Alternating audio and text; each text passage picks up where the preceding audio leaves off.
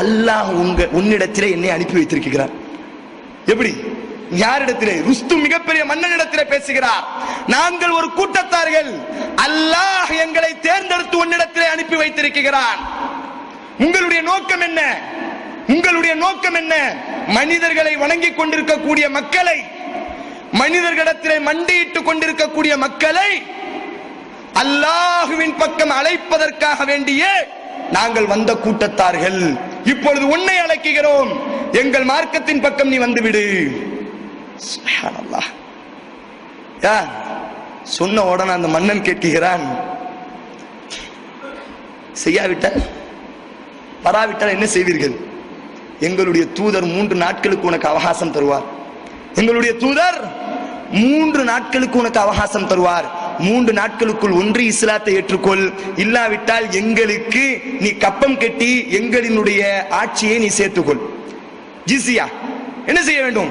எங்களுடைய ஆட்சியை நீ புரிந்து கொள்ள வேண்டும், எங்களுக்கு நீ கப்பம் கட்ட வேண்டும். யாரை பார்த்து சொன்னது? குஃபாரை பார்த்து ஒரு முஸ்லிம் சமூகம் சொன்னது, நீ எங்களுக்கு கப்பம் கட்ட வேண்டும். ஆனால் இன்றைக்கு ஒரு சமூகம் குஃபாரிடத்திலே எங்களுக்கு உதவியை தா என்று பிச்சை எடுத்துக் கொண்டிருக்கிறது. சுப்ஹானல்லாஹ்.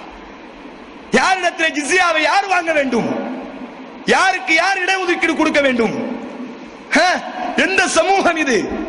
ரிபா இப்னு ஆமிர் என்ற ஒரு தோழர், தனிப்பட்ட மனிதர், மேலாடை இல்லாத மனிதர், உடுத்துவதற்கு கிழிந்த சாக்கை உடுத்த மனிதர், கோவேரி கழுதையிலே பயணிக்கக்கூடிய ஒரு மனிதர், மிகப்பெரிய 1000 ஆண்டுகள் பழமையான ரோம பாரசீகத்து ரோமனுடைய தலைவனை பார்த்து பேசுகிறார், நீ எனக்கு கப்பம் கட்டு.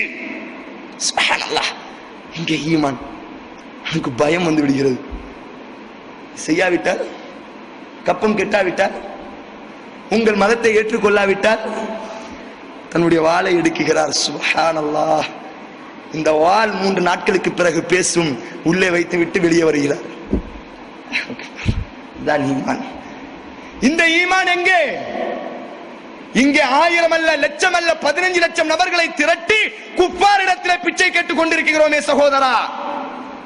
ஒரு ரிபா இப்னு ஆமிர் ரோமினுடைய தலைவனை தனக்கு கப்பம் கட்ட சொன்னார் என்று சொன்னால் இதுதான் ஈமான். இந்த ஈமான் தான் வேண்டும். அல்லாஹ்வுக்காக வேண்டி எந்த பயமும் வராது.